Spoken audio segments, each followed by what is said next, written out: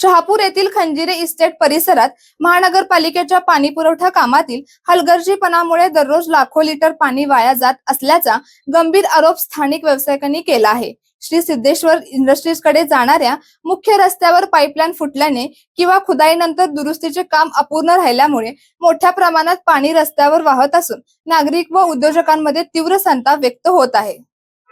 खंजिरे इंडस्ट्रीजच्या कार्यालयाकडे जाणाऱ्या रस्त्यावर पाईपलाईन फुटल्याने अथवा दुरुस्तीचे काम अपूर्ण राहिल्याने सतत पाणी वाहत आहे। त्यामुळे रस्त्यावर चिखलाचे साम्राज्य निर्माण झाले असून वाहन चालक आणि पदचाऱ्यांना मोठा त्रास सहन करावा लागत आहे। विशेष म्हणजे एकीकडे शहरातील अनेक भागांमध्ये पाणी टंचाईची समस्या असताना दुसरीकडे इतक्या मोठ्या प्रमाणात पाण्याची होणारी नासाडी संतापजनक असल्याची भावना नागरिकांनी व्यक्त केली।